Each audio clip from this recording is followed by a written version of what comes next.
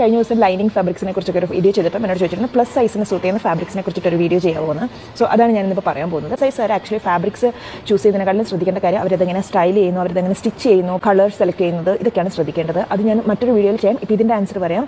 Salwar dress പോലെയൊക്കെ stitch ചെയ്യാനാണെങ്കിൽ ഞാൻ ഏറ്റവും പ്രിഫർ ചെയ്യുന്നത് ചീനോൺ ഫാബ്രിക്കാണ്. ചീനോൺ ഫാബ്രിക് വിറ്റ് നല്ല ക്വാളിറ്റി സാൻറ്റൂൺ ലൈനിങ് വെച്ചിട്ട് മോണോട്ടോണിക്, അതായത് ടോപ്പും ബോട്ടവും ഒരേ കളറിൽ തന്നെ സ്റ്റിച്ച് ചെയ്തെടുക്കുക. ദുപ്പട്ട കോൺട്രാസ്റ്റ് ആയിട്ട് വേണമെങ്കിൽ യൂസ് ചെയ്യാം.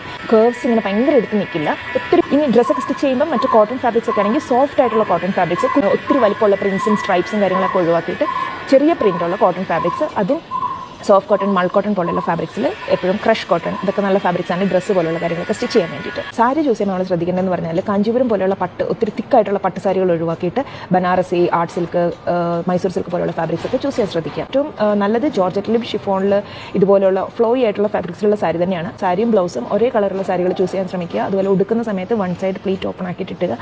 ഇനി അണ്ടർസ്കർട്ട് ചൂസ് ചെയ്യുമ്പോൾ വളരെ ഇമ്പോർട്ടൻ്റ് ആണ്. അത്യാവശ്യം സാറ്റിൻ അല്ലെങ്കിൽ ക്രേപ്പോ സാൻഡോണോ ഒക്കെ അണ്ടർസ്കർട്ട് എടുത്ത് നമ്മൾ അതേ കളർ തന്നെ സ്റ്റിച്ച് ചെയ്തു. അപ്പോൾ നമ്മൾ കേർവ്സ് ഒന്നും ഒത്തിരി എടുത്ത് കാണിക്കില്ല. നമ്മൾ കോട്ടൺ അല്ലെങ്കിൽ മൾ കോട്ടൺ, സോഫ്റ്റ് കോട്ടൺ, പിന്നെ മസ്ലിൻ അതുപോലെയുള്ള സാരീസ് യൂസ് ചെയ്യാവുന്നതാണ്. ഇത് യൂസ് ചെയ്യുമ്പോഴും പ്രിൻറ്റുകൾ എപ്പോഴും ശ്രദ്ധിക്കുക. ഒത്തിരി ഭയങ്കര ബ്രൈറ്റ് ആയിട്ടുള്ള പ്രിൻറ്റുകൾ, ഭയങ്കര വലിപ്പമുള്ള പ്രിൻറ്റുകളൊന്നും എടുക്കാതെ കുറച്ച് സോഫ്റ്റ് ആയിട്ടുള്ള പ്രിൻറ്റുകൾ, വർക്കൊക്കെ ആണെങ്കിലും ഒത്തിരി ഹെവി ആയിട്ട് ചെയ്യാതെ ആ ഫാബ്രിക്കിനോട് ചേർന്ന് നിൽക്കുന്ന തരത്തിലുള്ള വർക്ക്, ഒരു സ്ലിം ലുക്ക് കിട്ടും. സോ ഇതൊക്കെയാണ് നമ്മൾ പ്രത്യേകം ശ്രദ്ധിക്കേണ്ടത്. പക്ഷേ ഇതിൻ്റെ മെയിൻലി നമ്മൾ ശ്രദ്ധിക്കുന്നത് സ്റ്റൈലിംഗ് ആണെന്ന് ഞാൻ പറഞ്ഞല്ലോ. ഞാൻ അടുത്ത വീഡിയോയിൽ ചെയ്യാം. ബൈ.